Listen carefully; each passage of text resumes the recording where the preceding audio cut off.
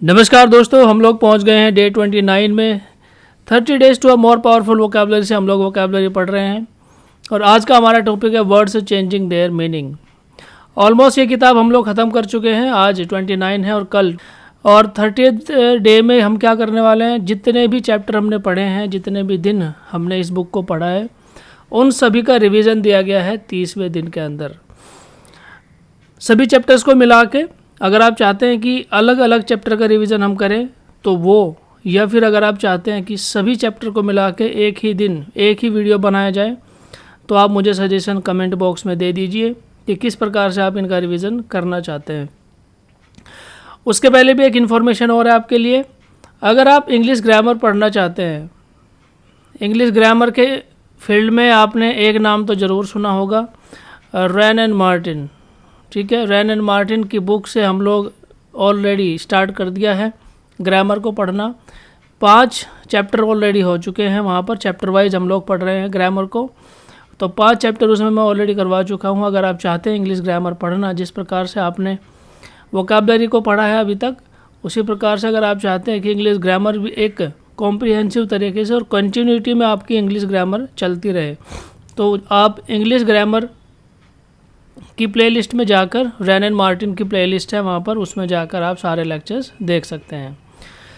आज का हमारा लेक्चर है वर्ड्स चेंजिंग देयर मीनिंग। कुछ यहाँ पर वर्ड दे रखे 10, उनका मीनिंग और एक्सप्लेनेशन मैं आपको बताने वाला हूँ, ध्यान से सुनिएगा। तो चलिए स्टार्ट करते हैं। सबसे पहले हमारा वर्ड है विट्रियोलिक। विट्रियोलिक का मतलब होता है अ फिल्ड विद बिटर क्रिटिसिज्म। जब आप किसी का क्रिटिसिज्म करते हैं या कोई आपका क्रिटिसिज्म करता है, ठीक है, वो भी तीखे तरीके से, बहुत ही ज़्यादा कटुतापूर्ण तरीके से जब कोई क्रिटिसिज्म करता है आपका, यानी बहुत ऐसे शब्द बोलता है आपको जिससे आपको दर्द होता है या चुभन होती है, या आप भी अगर किसी को बोलते हैं, मतलब वाइस वर्सा ऑल्सो ट्रू, तो उसी को हम कहते हैं विट्रियोलिक। ऐसे शब्द जो फिल्ड विद बिटर क्रिटिसिज्म या मेलाइस या टार्ट। ठीक है, मेलाइस मतलब या टार्ट मतलब क्या होता है, इसका मतलब होता है तीखा या कटु। ये दोनों ही इसके मतलब होते हैं। जब आप किसी की बुराई करते हैं या किसी के बारे में भला बुरा बोलते हैं या कोई आपके बारे में बोलता है, दैट इज़ कॉल्ड मेलाइस या टार्ट या विट्रियोलिक। नेक्स्ट हमारा वर्ड है जेस्टिकुलेट। मतलब क्या होता है, जब आप किसी के साथ बात कर रहे हैं और बात करते हुए केवल मुंह से बात को ना बोल के आप अपने हाथों के मूवमेंट का भी सहारा लेते हैं अपनी बात को समझाने के लिए। हाथों का, पैरों का, in the sense body language का सहारा लेते हैं अपनी बात को समझाने के लिए अगले आदमी को, उसको कहते हैं जेस्टिकुलेट। ठीक है, ऐसे तो कई बार आपने देखा होगा जो अच्छे वक्ता हैं, प्रवक्ता हैं, वो भी अपने हाथों का, इशारों का, ठीक है, जेस्टिकुलेट करते हैं बातों को समझाने के लिए। और अच्छा वक्ता वही होता है, अच्छा बोलने वाला वही होता है जो केवल मुंह से ना बोल के अपने हाथों से, अपनी बॉडी लैंग्वेज से भी बहुत चीज़ें, अपने फेशियल एक्सप्रेशन से भी बहुत चीज़ें बयान कर सकता है। तो जब आप अपनी बॉडी लैंग्वेज का इस्तेमाल करते हैं अपनी बातों को कम्युनिकेट करने के लिए, दूसरे तक पहुंचाने के लिए, उसी कंडीशन को हम कहते हैं जेस्टिकुलेट, यानी to express with the hand movement और आर्म्स। ठीक है, फेशियल एक्सप्रेशन भी आप इसमें ऐड कर लीजिए। ठीक है, जब आप अपने फेशियल एक्सप्रेशन से भी अपनी बात को कहते हैं, मूवमेंट से कहते, हाथों के मूवमेंट से कहते हैं, आर्म से, ठीक है, और फेशियल एक्सप्रेशन से, दैट इज़ कॉल्ड जेस्टिकुलेट। नेक्स्ट हमारा वर्ड है मार्टिनेट। मार्टिनेट क्या होता है, जितनी भी पैरामिलिट्री फोर्सेस हैं उन सब के लिए आप मार्टिनेट यूज़ कर सकते हैं। यानी पैरामिलिट्री में काम करने वाला या डिफेंस फोर्सेस में काम करने वाला या पुलिस में काम करने वाला, यानी जो बेल्ट फोर्सेस हैं हमारी, आर्म्ड फोर्सेज हैं जो हमारी, उसमें काम करने वाला हर एक शख्स मार्टिनेट। क्यों मार्टिनेट है? क्योंकि फौज में भर्ती होने से पहले या भर्ती होने के बाद सबसे पहला जो मोस्ट इम्पोर्टेंट क्वालिटी रिक्वायर्ड होता है या डेवलप किया जाता है किसी भी रिक्रूट के अंदर, वो होता है मार्टिनेट। मार्टिनेट का मतलब ही होता है एक्सट्रीमली और हाईली डिसिप्लिन्ड। ठीक है, ये क्या है, डिसिप्लिनेरियन आदमी है, ठीक है, हमेशा डिसिप्लिन में रहना पसंद करता है, डिमांड कंप्लीट ओबीडियंस। अगर ये 2 क्वालिटी आपके अंदर है, या ये दो क्वालिटी किसी के भी अंदर है तो वो मार्टिनेट है। Defence forces, paramilitary forces, police के लिए आप इसको यूज़ कर सकते हैं वो। इवन दो सिविल लाइफ में भी, पर्सनल लाइफ में भी आप इसको यूज़ कर सकते हो। अगर आपको दिखता है आपके आसपास ऐसा कोई व्यक्ति जो हमेशा डिसिप्लिन में रहता है, ओबीडियंस है, कोई बच्चा है, कोई बड़ा है, उसके लिए भी आप ये वर्ड यूज़ कर सकते हो, मार्टिनेट। ओके, नेक्स्ट हमारा वर्ड है क्या, डिलीटेंटे। डिलीटेंटे मैं आपको समझाता हूँ क्या है। डिलीटेंटे एक ऐसा वर्ड है जो ये एक्सप्लेन करता है कि आपको किसी सब्जेक्ट की नॉलेज है बट उतनी डीप नॉलेज नहीं है जितना आप दिखा रहे हैं। आपका कोई फ्रेंड है जिसको वोकैबलरी आती है, 2-4 वर्ड आते हैं, 10 वर्ड आते हैं, डेली एक वर्ड वो कोई कहीं से पढ़ता है और आपके सामने उसका बखान कर देता है, ठीक है। लेकिन जब आप उसको 30 days to a more powerful vocabulary से वर्ड्स पूछने स्टार्ट करते हैं, ठीक है, तो उसका डब्बा गोल हो जाता है। इसका मतलब क्या हुआ? इसका मतलब ये हुआ कि उसको इंग्लिश तो आती है, उसको वोकैबलरी तो आती है, बट ऊपर से आती है, उसकी डीप नॉलेज नहीं है। उसकी डीप नॉलेज आपको है, आपके सामने अगर वो ऐसा करता है तो आप तुरंत समझ जाएंगे कि vocabulary subject is his dilettante. Vocabulary subject उसका डिलीटेंटे है, उसको उतनी डीप नॉलेज नहीं है उस सब्जेक्ट की जितना वो दिखा रहा है, ठीक है। यही मतलब हुआ डिलीटेंटे का। फैंसियर और डैबलर, ठीक है, सेम ही मीनिंग है। डैबलर भी आप इसके लिए याद रख सकते हैं, डैबलर या फैंसियर। नेक्स्ट हमारा वर्ड है क्लेरवोयेंट, ठीक है, क्लेरवोयेंट। क्लेरवोयेंट क्या होता है? क्लेरवोयेंट देखिए ऐसा होता है कि जब कोई किसी बड़े आदमी से आप मिलिए या आपके जो पेरेंट्स हैं उनका भी एग्जांपल आप ले लीजिए, वो हमेशा आपकी पढ़ाई को देखकर, आपके व्यवहार को देखकर, आपके एटीट्यूड को देखकर वो ये बताते हैं कि आप फ्यूचर में क्या बनने वाले हैं या फ्यूचर में आप क्या करने वाले हैं, ठीक है। वो आपका फ्यूचर डिसाइड कर देते हैं। तो ये क्या हुआ, उनको कोई शक्ति है उनके पास में जो उनको फ्यूचर दिख रहा है कि आप फ्यूचर में क्या करने वाले हैं? नहीं, उनके पास में एक्सपीरियंस है। उस एक्सपीरियंस की मदद से वो बता देते हैं कि किस प्रकार से आपका फ्यूचर आगे होने वाला है, ठीक है। तो यही क्वालिटी है क्लेरवोयेंट की। क्लेरवोयेंट वो शख्स है या क्लेरवोयेंट वो क्वालिटी है जिससे कोई फ्यूचर को बता सकता है या फ्यूचर को प्रेडिक्ट कर सकता है, ठीक है। उसी को कहते हैं क्या, क्लेरवोयेंट। प्रॉफिट भी आप इसके लिए यूज़ कर सकते हैं। इसके लिए जो सिनोनिम है वो क्या है, प्रॉफिट या one who can see the future, one who can see the future. जैसे आपके दोस्तों के बीच में भी कोई ऐसा व्यक्ति रहा होगा, आपका ऐसा कोई फ्रेंड रहा होगा जिसको देखकर आपको ये लगता है होगा कि यार इसका सिलेक्शन तो पक्का ही हो जाएगा, ठीक है। तो आप ये क्या कर रहे हैं, ठीक है, ये आप क्या कर रहे हैं, ये आप क्लेरवोयेंट की क्वालिटी शो कर रहे हैं कि आप फ्यूचर देख पा रहे हैं उसका कि हाँ उसका सिलेक्शन हो जाएगा, ठीक है। तो यही क्वालिटी को हम कहते हैं कि क्लेरवोयेंट, फ्यूचर देखने की, या फ्यूचर को प्रेडिक्ट कर सकते हैं, फ्यूचर के बारे में बता सकते हैं। नेक्स्ट हमारा वर्ड है क्या, क्विक्सोटिक।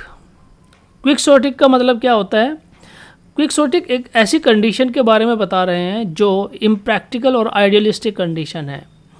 इम्प्रैक्टिकल कैसे कि वो कभी हो ही नहीं सकता। जैसे अगर आप ये सोचें कि फ़िलहाल जो कंडीशन चल रही है ऑल ओवर द वर्ल्ड, आप ये बोलें कि सभी जो क्राइम है वो एकदम से ख़त्म हो जाए, एक भी क्राइम, ज़ीरो क्राइम, ठीक है, ज़ीरो क्राइम बचे, तो ये क्या है, एक आइडियलिस्टिक सिचुएशन है जिसके बारे में आप सोच तो सकते हैं बट वो प्रैक्टिकली इम्पॉसिबल लगती है। तो उसी को कहते हैं क्विक्सोटिक, ठीक है। उसी कंडीशन को, उसी अवस्था को हम कहते हैं क्विक्सोटिक। एक्सट्रीमली आइडियलिस्टिक या इम्प्रैक्टिकल आइडियल्स, जिसके बारे में आप सोच तो सकते हैं बढ़िया बट वो प्रैक्टिकली पॉसिबल नहीं है, उसको हम क्या कहेंगे, क्विक्सोटिक। नेक्स्ट हमारा वर्ड है पर्सिमोनियस। पर्सिमोनियस ऐसा व्यक्ति होता है या ऐसी क्वालिटी होती है किसी आदमी के अंदर कि वो कम खर्च करना पसंद करता है। कम खर्च करना पसंद करता है यानी उसके पास पैसे तो हैं बट वो क्या करेगा, ही विल स्पेंड लेस, ठीक है, he will spend less money. आप इसको मनी वाइज भी कर सकते हैं या रिसोर्सेज, अगर उसके पास रिसोर्सेज हैं तो उसको भी वो कम खर्च करना पसंद करता है।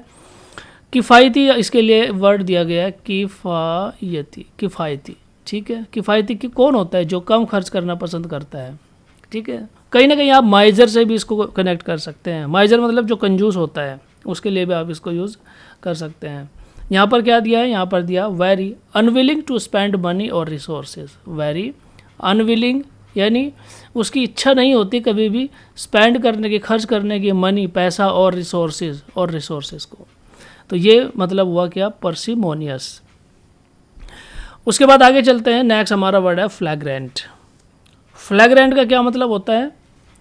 फ्लैग्रेंट का मतलब होता है जब कोई व्यक्ति अपनी ही कंपनी में फ्रॉड करना शुरू कर दे, या जो फंड्स उसके अंडर में हैं उनका मिसयूज़ करना स्टार्ट कर दे, दैट इज़ कॉल्ड फ्लैग्रेंट।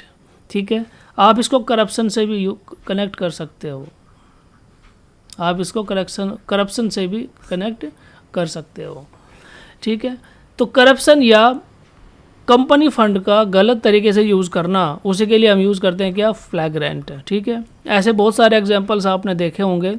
ठीक है, अगर आप छोटे लेवल पे देखें तो आपने भी कभी ना कभी इस प्रकार से किया होगा कि पेरेंट्स ने आपको पैसे दिए किसी और चीज़ को खर्च करने के लिए, लेकिन आपने कहीं और खर्च कर दिया, मतलब स्मॉल डिग्री, फ्लैग्रेंट की स्मॉल डिग्री हो गई। कैसे कि पैसे दिए कहीं और खर्च करने के लिए, बट आपने उसको किसी और चीज़ में लगा दिया, कहीं और पे खर्च कर दिया, तो दैट इज़ कॉल्ड फ्लैग्रेंट। और बड़े लेवल पे अगर हम बात करें, बिग, ठीक है, बड़े लेवल पे बात करें कि जैसे कंपनी के जो फंड्स थे उनको कहीं अपने पर्सनल यूज़ के लिए इस्तेमाल कर लिया, या फिर कंपनी के अंदर फ्रॉड कर लिया, ठीक है, या किसी और ऑर्गेनाइजेशन की आप बात कर सकते हैं, वहाँ पर फ्रॉड कर लिया, करप्शन कर लिया, तो दैट इज़ कॉल्ड फ्लैग्रेंट। नेक्स्ट हमारा वर्ड है, जैसे हाँ यहाँ पे लिखा है क्या, मिसयूज़ ऑफ कंपनी फंड्स और करप्शन। ठीक है, नेक्स्ट हमारा वर्ड है क्या, नेक्स्ट वर्ड है हमारा फ्लेबियन। फ्लेबियन किसको कहते हैं? फ्लेबियन ऐसे व्यक्ति होते हैं जो लोअर मिडिल क्लास से बिलोंग करते हैं। ठीक है, गरीब तबके से बिलोंग करते हैं, जिनके पास में बहुत ज़्यादा पैसा नहीं है, बहुत ज़्यादा रिसोर्सेज नहीं है, रहने के लिए घर नहीं है, नौकरी नहीं है, ऐसे लोगों के लिए यूज़ करते हैं प्लेबियन। कौन होते हैं? आउटलुक ऑन लाइफ, जिनका जो ज़िंदगी होता है ना वो हमेशा, ठीक है, जिनका ज़िंदगी हमेशा दुखों में ही कटता है, या जो हमेशा अपनी ज़िंदगी को बेहतर बनाने की ही कोशिश करते रहते हैं। ऑर्डिनरी पीपल या आउटलुक ऑन लाइफ, इसके लिए हम यूज़ करते हैं क्या, प्लेबियन। हमारा जो लोअर मिडिल क्लास है या जो पुअर क्लास है हमारी कंट्री के अंदर, आप उनके लिए यूज़ कर सकते हैं प्लेबियन। ठीक है, गवर्नमेंट जब कोई स्कीम बनाती है ना, तो वो मोस्ट ऑफ द टाइम इसी क्लास को ध्यान में रखकर बनाई जाती है कि इन लोगों तक ज़्यादा से ज़्यादा फ़ायदा पहुंच सके, प्लेबियन। नेक्स्ट हमारा वर्ड है इनेन। इनेन का क्या मतलब हुआ? इनेन का मतलब हुआ रिमार्क या विदाउट एनी मीनिंग। ऐसा रिमार्क जब आप ऐसी कोई बात बोलते हैं जिसका कोई मीनिंग ही नहीं है, कोई रेलिवेंस ही नहीं है। ठीक है, इनेन का मतलब हुआ ऐसा कोई शब्द या ऐसी कोई बात आप बोलते हैं जिसका कोई मीनिंग नहीं है। ठीक है, यानी सिली कोई बात आप कर दें जिसको लोगों को सुन के ये लगे कि भाई ये तो क्या मूर्खता वाली बात कर रहा है, तो दैट इज़ कॉल्ड इनेन। ठीक है, ऐसा कई बार आपके साथ हुआ होगा, आपके स्कूल में, आपके घर में, आपके वर्क प्लेस में, या कहीं बाहर जहाँ भी आप रहते हैं। ठीक है, कभी ना कभी इस प्रकार से घटना हो जाती है, या कभी आपके फ्रेंड सर्किल में इस प्रकार का कोई आदमी होगा जिसको आपको लगता है कि यार वो हमेशा इसीलिए बात करता है। ठीक है, हमेशा वो इर्रेलेवेंट वाली बात करता है जिसका कोई मतलब ही नहीं है, बात कुछ और चल रही है, वो कुछ और बात करता है, तो that is called इनेन, without any meaning या सिली या रिमार्क। ठीक है, इसका ये मीनिंग हो गया। तो दोस्तों ये थे हमारे आज के 10 वर्ड जो हमने रिवाइज करे हैं या पढ़े हैं। ठीक है, अगर आप चाहते हैं कि ग्रामर पढ़ना है, ग्रामर को आप अच्छा करना चाहते हैं, तो रैन एंड मार्टिन की बुक से हम लोग ग्रामर पढ़ रहे हैं। आप इसी चैनल की रैन एंड मार्टिन प्लेलिस्ट में जाकर सब सारे लेक्चर देख सकते हैं। अभी तक हमने 5 लेक्चर को पढ़ा दिया है। ठीक है, यानी नाउन तक हम कवर कर चुके हैं वहाँ पर। ठीक है, नाउन क्या होता है वहाँ तक कवर कर चुके हैं। और नेक्स्ट नाउन जेंडर, ठीक है, नाउन जेंडर पे हम लोग पहुँच गए हैं, नाउन जेंडर पढ़ने वाले हैं चैप्टर 6 में। तो ये तो था इन्फॉर्मेशन आपको इंग्लिश ग्रामर को लेके। और एक और इन्फॉर्मेशन आपके लिए ये है कि ये किताब हमारी एक और लेक्चर के बाद ख़त्म हो जाएगी। उसके बाद जो हम बुक स्टार्ट करने वाले हैं वो है हमारी 6 वीक। ठीक है, वो है हमारी क्या, 6 वीक किताब जो हम 30 days to a more powerful vocabulary के बाद स्टार्ट करने वाले हैं, उसका भी इन्फॉर्मेशन मैं ऑलरेडी आपको दे चुका हूँ। यानी अपनी जो वोकेबलरी है उसको अच्छा बनाने के लिए हम 4 किताबें पढ़ेंगे। सबसे पहले हम 4 किताबें पढ़ेंगे। 4 किताबें मैं ऑलरेडी आपको बता चुका हूँ कौन कौन सी किताब है हमारे पास, ठीक है। सबसे पहले 30 days to a more powerful vocabulary हमने आपको बताई थी। उसके बाद ऑल अबाउट वर्ड है। उसके बाद वर्ड पावर मेड इजी है, ठीक है। उसके बाद लास्ट जो बुक है हमारी वो क्या है, 6 वीक है। तो ये 4 किताबें हम लोग पढ़ने वाले हैं और इसमें एक किताब तो ऑलमोस्ट हम ख़त्म कर चुके हैं। दूसरी ये जो 6 वीक है ये बुक हम पढ़ने वाले हैं। यही किताब हम क्यों पढ़ेंगे, क्योंकि इससे जैसे 30 days to a more powerful vocabulary basic book है, उसी प्रकार से 6 वीक भी एक बेसिक बुक है जिससे आपकी अंडरस्टैंडिंग वोकेबलरी को लेके अच्छी होती है। उसके बाद जो हमारी एडवांस बुक्स हैं जैसे ऑल अबाउट वर्ड्स और ये वर्ड पावर मेड इजी, ये दोनों हम उसके बाद पढ़ेंगे, ठीक है। और इसके अलावा एक चीज़ और है कि जितने भी प्रीवियस ईयर क्वेश्चन पेपर्स हम लोग पढ़ते हैं, ठीक है, NDA, CDS, SSC, police, banks, यानी जिसके अंदर भी इंग्लिश ग्रामर का पोर्शन आता है और वहाँ पर एंटोनिम्स सिनोनिम्स वाला पोर्शन आता है।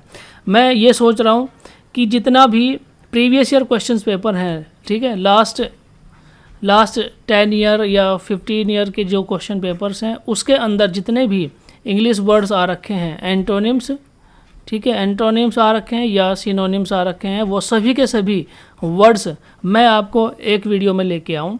यानी एक वीडियो में 10-10 वर्ड्स हम लोग रिवाइज करेंगे जो प्रीवियस ईयर क्वेश्चन पेपर्स हैं। क्योंकि किसी भी एग्ज़ाम, जो आप कोई भी एग्ज़ाम दें तो प्रीवियस ईयर क्वेश्चन पेपर को ज़्यादा सॉल्व करना अच्छा रहता है। उससे आपकी अंडरस्टैंडिंग ये बन जाती है कि एग्जामिनर जो एग्ज़ाम बना रहा है उसका लेवल क्या लेवल है, वो कहाँ सोचता है, किस प्रकार से सोचता है, ठीक है। तो वही सारे वर्ड्स जो उसने पहले क्वेश्चन में रखे हैं, ठीक है, क्वेश्चन पेपर में रखे हैं, वही सारे वर्ड्स हम लोग रिवाइज करने वाले हैं। तो ये थी आपके लिए इन्फॉर्मेशन और आज 29 डे हम ख़त्म कर चुके हैं। लास्ट डे हमारा बचा है रिवीजन का, उसका वीडियो भी मैं अपलोड कर दूँगा जल्दी ही। इस लेक्चर को देखने के लिए धन्यवाद। जय हिंद।